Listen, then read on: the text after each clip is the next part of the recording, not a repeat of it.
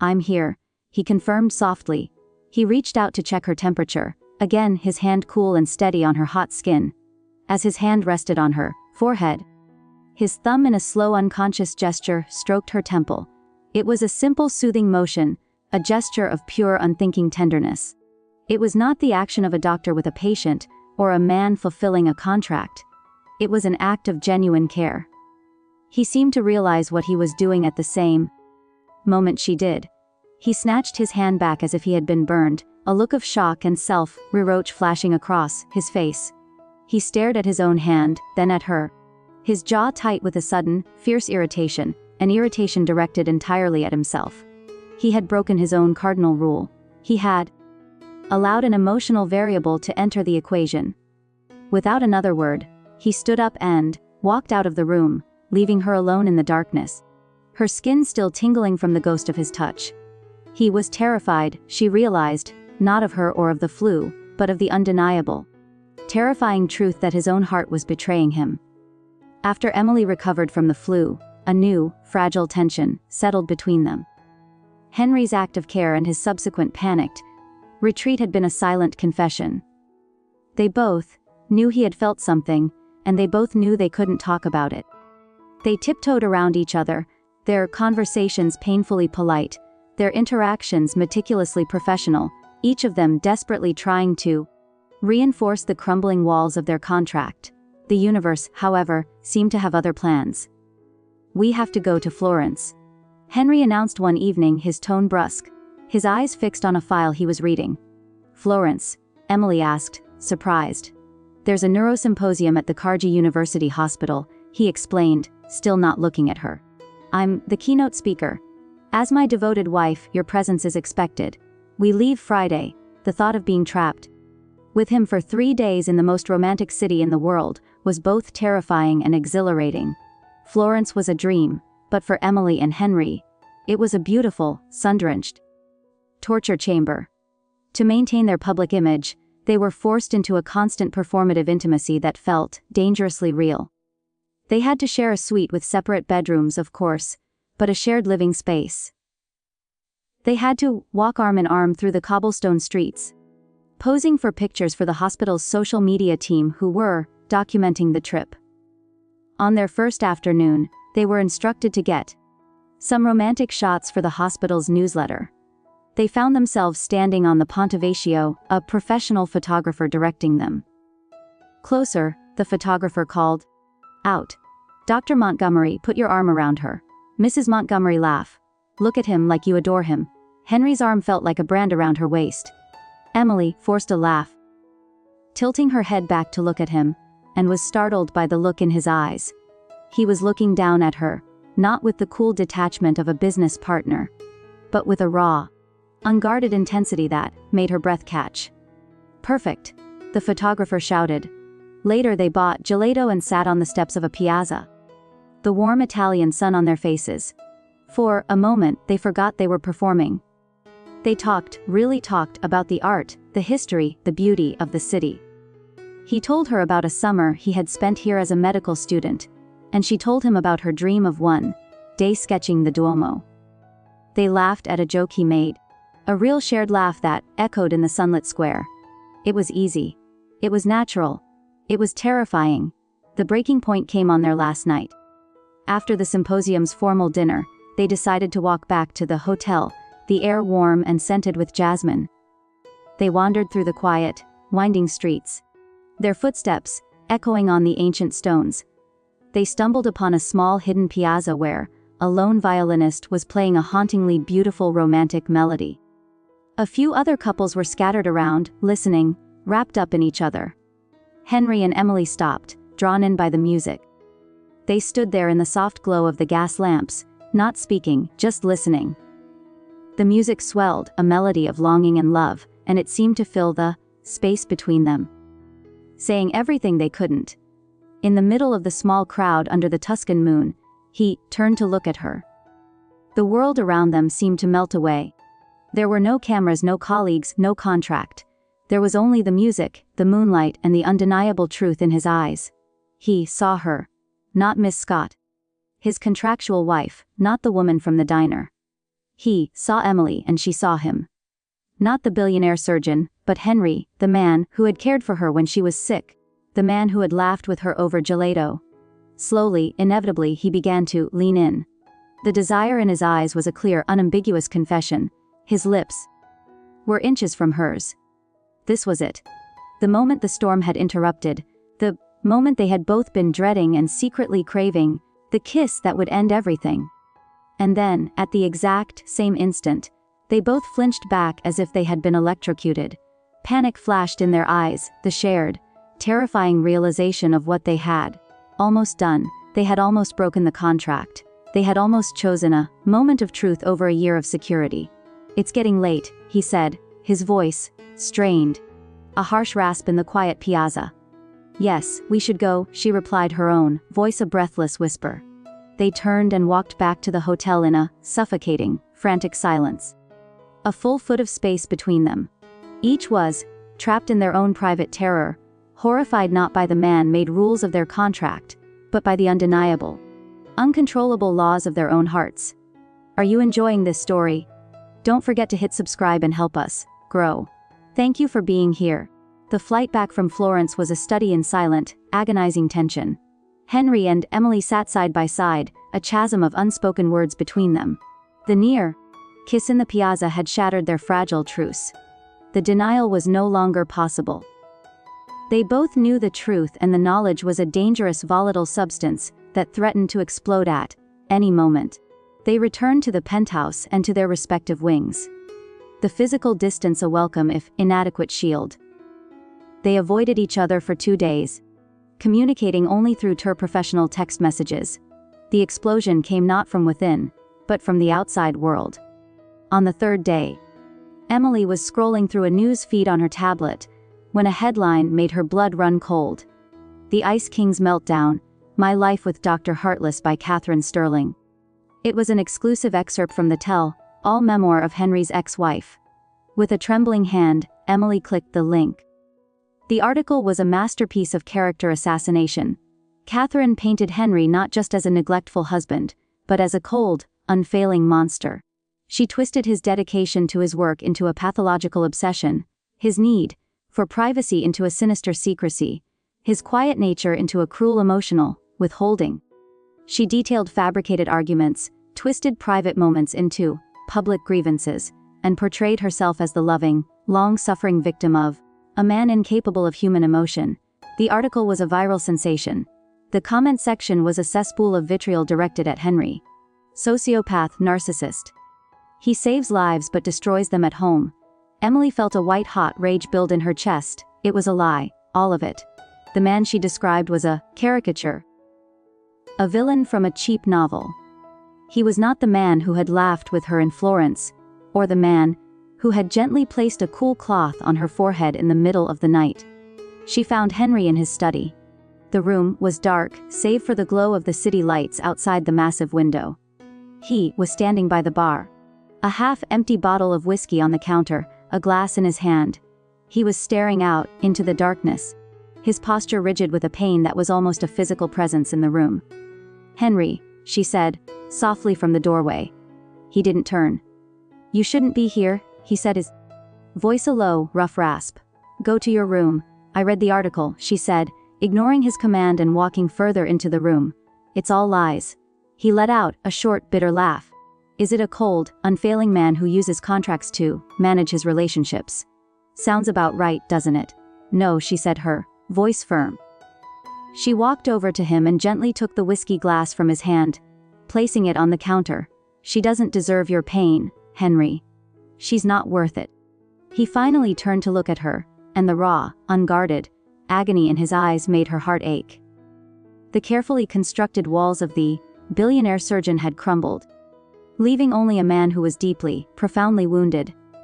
"And what do you know about it?" he asked, his voice thick with bitterness and self-loathing. "What do you know? About what I deserve?"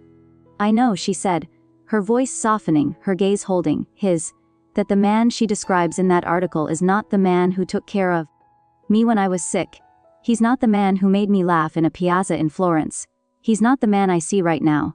Her fierce, unexpected loyalty, her unwavering defense of him in the face of his own self. Doubt was the one thing he was not prepared for. It broke through, the last of his defenses. The pain, the humiliation, the loneliness, it all coalesced into a single desperate, overwhelming need. With a low groan that came from the depths of his soul, he pulled her to him. His hands tangled in her hair, his mouth crashing down on hers. It was not a kiss of tenderness or of seduction. It was a kiss of desperation, of starvation. It was the kiss of a drowning man, clinging to his only lifeline. It was raw, hungry, and utterly consuming. A desperate attempt to blot out the pain of the past with the undeniable, breathtaking reality of the present. Emily met his desperation with her own, her arms wrapping around his neck, her body melting against his. This was it, the truth, the inevitable, catastrophic, beautiful truth. The kiss finally ended. They pulled apart, breathless, their foreheads resting against each other.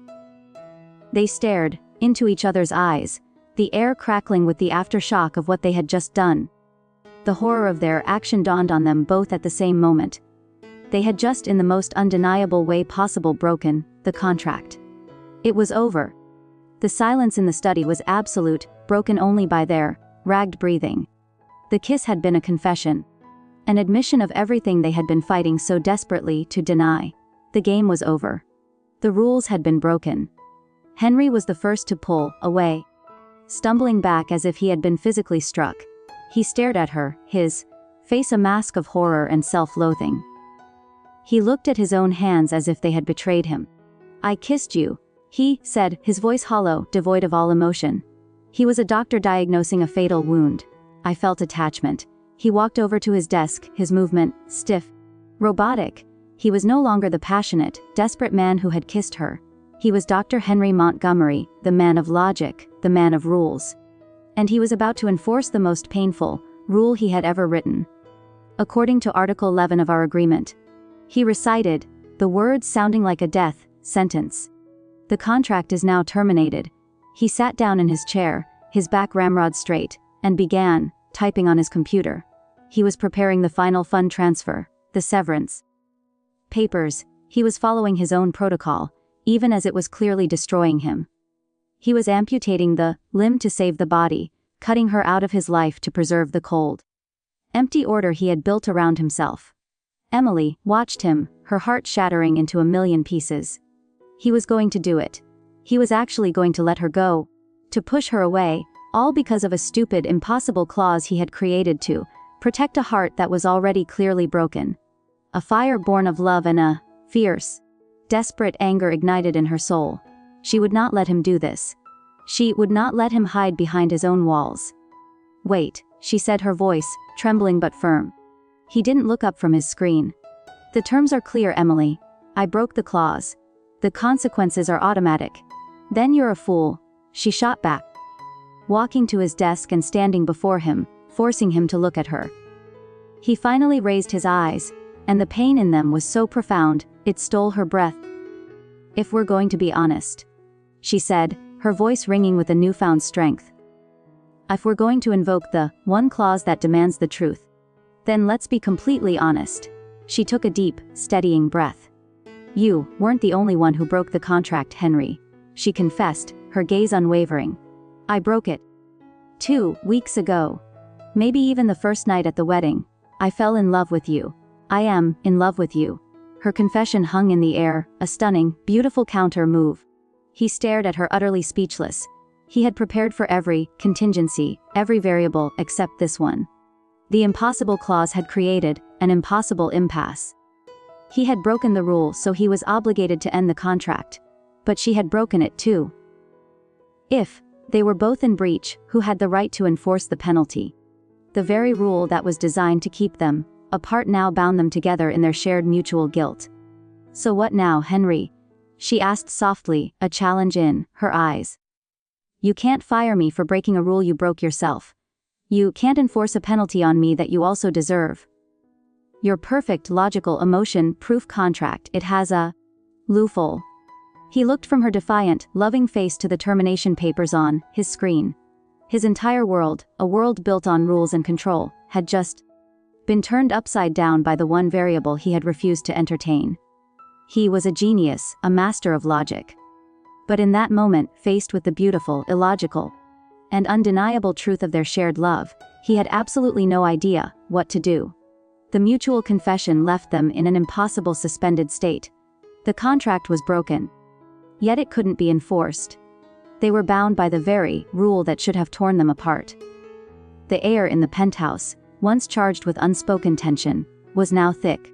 With an agonizing spoken truth, they had no idea how to navigate. They spent the next 2 days as ghosts, in the magnificent apartment, avoiding each other, lost in their own confused thoughts. The foundation of their relationship, the contract, was gone, and they were free falling without a net.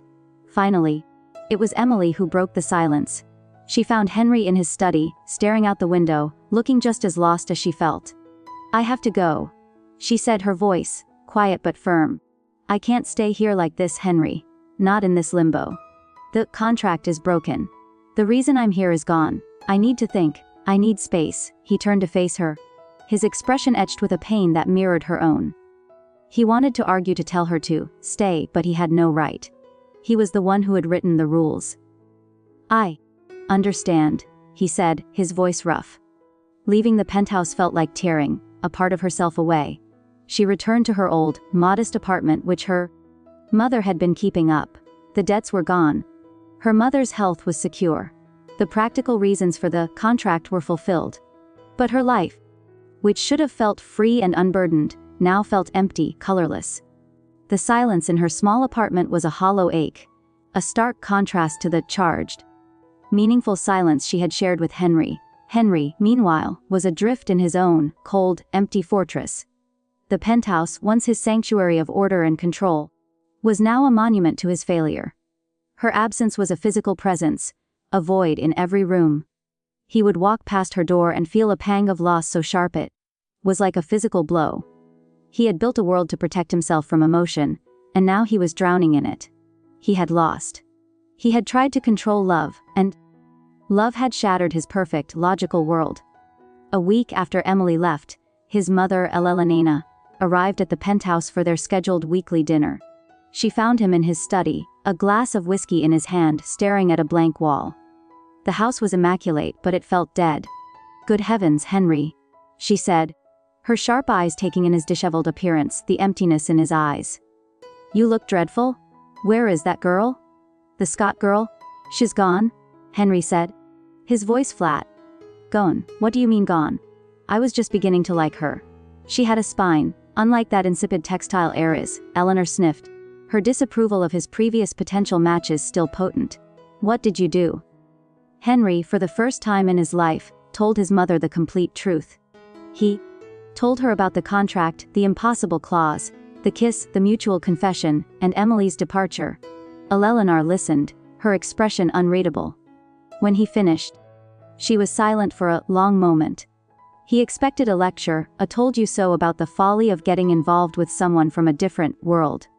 Instead, she let out an exasperated sigh. "You, my son," she said, her voice surprisingly gentle. "You're a brilliant idiot." She stood up and walked over to him. "You create a ridiculous self-sabotaging rule to protect yourself from getting hurt. And when you finally find a woman with the strength and character to actually break through it, you let her walk away because of it. Of all the foolish, illogical things you have ever done, this is by far the most stupid." Henry stared at her, stunned. His mother, the formidable matriarch who had orchestrated his social life with an iron fist, the woman who had pushed him toward appropriate matches, was taking Emily's side. She patted his cheek, a rare gesture of affection. "I don't know what ridiculous agreement you two had, but I know what I saw. That girl looks at you like you hung the moon. And you, my son, haven't looked this alive, this human since before your father died. Now stop moping and go fix the mess you made." With that, she turned and left him alone in the study. Her words, the most unexpected blessing, the most surprising validation, were like a key turning in a lock he didn't even know was there. A few minutes later, Eleanor from the privacy of her car made a phone call. "Emily, my dear," she said, her voice warm and conspiratorial. "It's Eleanor Montgomery. I do hope I'm not disturbing you." I'm calling because my son is being an idiot, and I believe you are the only one who can fix him. Elena's phone call left Emily stunned. The woman she had viewed as a formidable, judgmental obstacle had just become her most unlikely ally. The conversation was brief, but Elena's message was clear. My son is miserable without you, go get him. But Emily knew it wasn't her move to make. She had confessed her feelings. She had shown him her heart. The next step, if there was to be one, had to come from him. He had to be the one to choose to break his own rules, to step out of his fortress of logic and into the messy, unpredictable world of real emotion. Meanwhile, Henry was a man, unmanned. His mother's words had stripped away his last defense, the cold, hard logic of the contract. He had followed his own rules to the letter, and they had led him to this empty, silent hell. He had won the battle for control, but had lost the war for happiness. He thought about Emily. He thought about her fierce loyalty when his ex-wife's book was released. He thought about her laughter in Florence. He thought about the look in her eyes when she had confessed her love for him, a look of such raw, terrifying honesty. He realized that his entire life had been about mitigating risk, controlling variables, protecting himself. But the greatest risk, he now understood, was not in loving and getting hurt. The greatest risk was in never loving at all. He couldn't stand the silence of the penthouse for another second. He grabbed his car keys and drove with no destination in mind. He found himself an hour later parked across the street from the small, unassuming diner where he had first presented her with the contract. He watched the waitresses bustling inside, the steam fogging up the windows. It felt like a lifetime ago. He saw her. She was sitting alone at a small table by the window, a cup of coffee cradled in her hands, staring out at the street with a sad, distant look in her eyes. She looked beautiful and fragile and completely out of his reach. For a long moment, he just sat there, his heart pounding. He was terrified. He, Dr. Henry Montgomery, who could hold a human brain in his hands without a tremor, was terrified of walking across the street and speaking to a waitress. Taking a deep breath, he got out of the car. He walked into the diner, the bell above the door chiming, announcing his arrival just as it had before. She looked up and her eyes widened in surprise. He walked to her table and sat down in the chair opposite her. He didn't speak, just looked at her, taking in the sight of her, memorizing the curve of her lips, the intelligence in her eyes. You were right, he said finally, his voice raw and quiet. I was a fool. I built a fortress of ice around myself to protect me from a pain that happened years ago, and I didn't even realize I was freezing to death inside it. He reached across the table, his hand hovering over hers, not daring to touch her without permission. And then you came along. You didn't try to break down the walls. You just brought so much warmth and light that you melted them from the inside out. I'm terrified, Emily. I'm terrified of feeling this much for someone. But I've learned in the last week that I'm much more terrified of the thought of living the rest of my life without you. He slid a document across the table. It wasn't a contract, it was a single first-class, open-ended plane ticket to anywhere in the world. You are free, Emily, he said, his voice thick with an emotion he no longer tried to hide. Truly free. The trust for your mother's care is irrevocable. It's secured for her lifetime, no matter what. You don't owe me anything. You can take this ticket and you can go anywhere, be anyone, build any life you want, and I will never bother you again. He looked at her, his heart in his eyes. But I hope, he whispered, his voice breaking, that you choose to stay. I hope you choose me. He stood up, his chair scraping against the linoleum floor. He didn't wait for her answer. He couldn't. He had laid his heart, his hope, and his vulnerability on the table. He had given her the ultimate choice with no strings, no clauses, no conditions.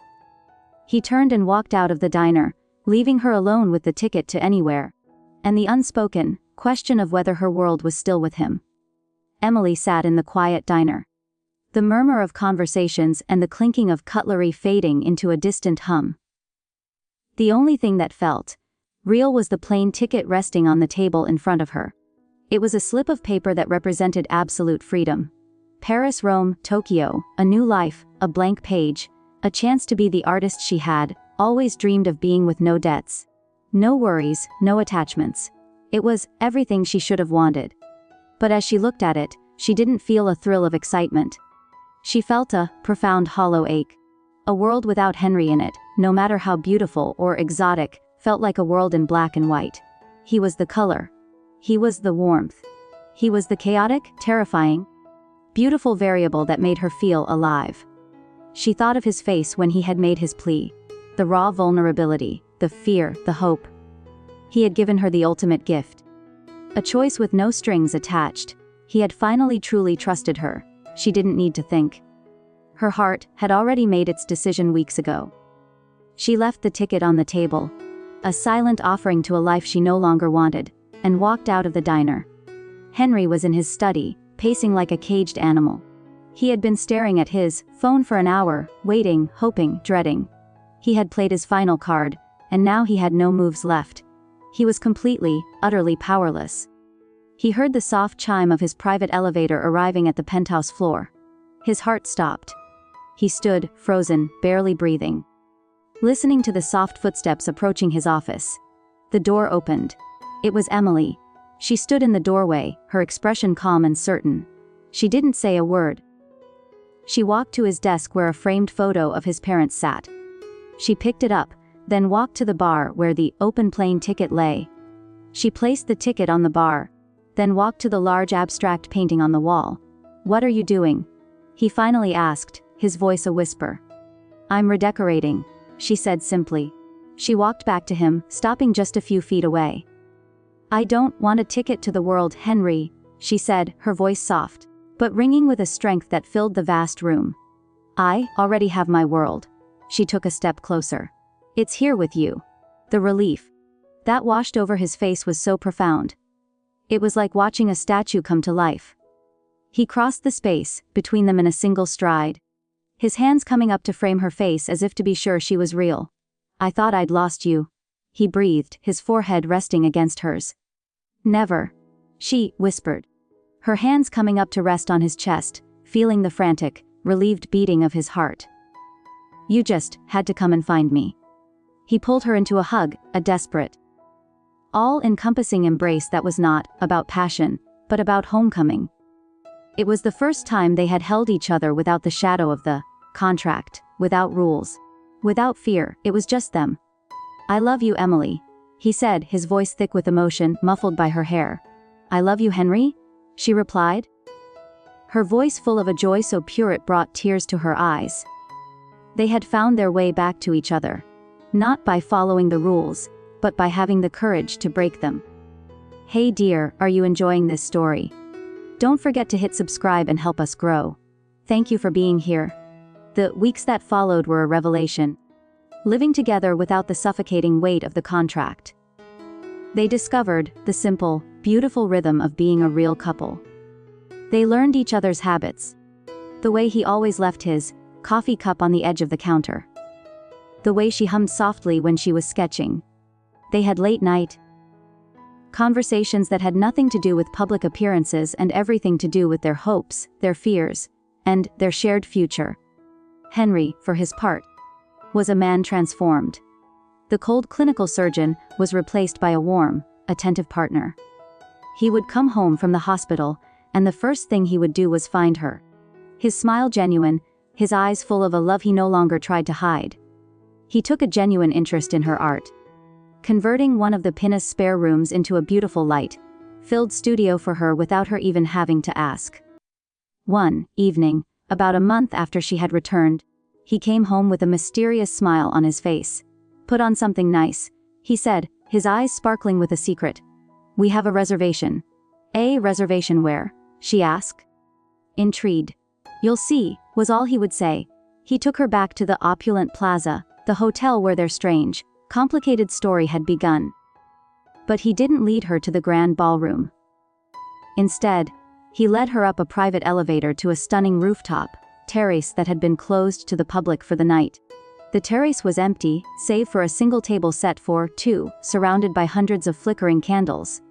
In the corner, a lone chist was playing the same soft classical music that had been playing the night of the wedding. "Henry, what is all this?" Emily breathed, completely overwhelmed. "This is where we had our first pretend moment," he said, taking her hands in his. "I wanted our first real one to be here too." He looked at her, his gray eyes, once so cold and analytical, now filled with a warmth and a love so profound, it made her heart ache. "Our contract is over, Emily," he began, his voice low and serious. "But I find myself wanting to propose a new one, a permanent one." He slowly got down on one knee. The billionaire neurosurgeon, the man who commanded boardrooms and operating theaters, was kneeling before her under the stars. He pulled a small velvet box from his pocket and opened it. Inside was a simple, elegant diamond ring that glittered in the candlelight. It wasn't a flashy, ostentatious stone. It was tasteful, timeless, and perfect. "Emily Scott," he said, his voice thick with an emotion he made no attempt to conceal. "You came into my life as a variable I couldn't control, and you became the only thing I can't live without. You taught me that a life without risk is a life without joy, and a heart without love is just an organ. Our first agreement had an impossible clause. I want to make you a new one with no clauses, no conditions, no end date." He looked up at her, his heart in his eyes. "Will you marry me, Emily, for real this time?" Tears of pure, unadulterated joy streamed down her face. She was laughing and crying at the same time. "Yes," she whispered, her voice choked with happiness. "Yes, of course. Yes." He slid the ring onto her finger, a perfect fit. He stood up, pulling her into his arms and kissing her. A deep, loving kiss that held the promise of a lifetime. It was a kiss that sealed their new and final agreement. 1 year later, Emily stood in that same sun-dappled garden where she had once felt like an outsider. But this time, she was the bride, and the joy was real. Their wedding was an intimate, beautiful affair attended only by their closest friends and family. Emily's mother, her face glowing with health and happiness, sat in the front row, weeping openly. Eleanor Montgomery sat beside her, patting her hand in a gesture of shared motherly pride, a rare, genuine smile on her own face. As Emily walked down the aisle, she only had eyes for Henry. He stood waiting for her, not with the cool, detached air of a man playing a part, but with an open, adoring expression that was meant only for her. The love in his eyes was a tangible force, a warm, brilliant light. Their vows were simple, heartfelt, and deeply personal, filled with inside jokes and promises that held the weight of their unique journey. Later at the reception, as the sun began to set, casting a golden glow over the happy guests, Henry pulled her away for a quiet moment. They stood by the same fountain where they had first seen each other across a crowded room. "I have something for you," he said, a mischievous glint in his eye. He reached into the pocket of his tuxedo and pulled out a small folded piece of paper. It was a cocktail napkin from the hotel bar. "Our final contract," he said, handing it to her. She unfolded it. On it he had written a single sentence in his sharp, decisive handwriting. The final clause, Party A Henry, and Party B Emily hereby agree to break the emotional attachment termination clause, joyfully and with extreme prejudice every single day for the rest of their lives. Below it were 2 lines for signatures. Emily laughed, a sound of pure, unadulterated joy that echoed in the twilight. "This is the best contract you've ever written," she said. He produced a pen from his pocket. "Shall we make it official?" They leaned against the fountain, using the cool marble as a makeshift desk, and signed their names on the napkin. He took it from her, folded it carefully, and placed it back in his pocket close to his heart. "Binding for a lifetime," he said, his voice full of a love so deep it was bottomless. He pulled her into his arms and kissed her, a slow, sweet kiss that held all the promises of their future. Their story had started with a lie whispered in a crowded room, a game of pretend with impossible rules. But it had ended here with a truth written on a napkin. A testament to the beautiful, undeniable fact that the best rules are the ones that are broken by love. And that's the end of today's story, my dear. If you enjoyed it, don't forget to subscribe, leave a comment telling me what you thought, and share it with a friend. Thank you for keeping me company. See you in the next story.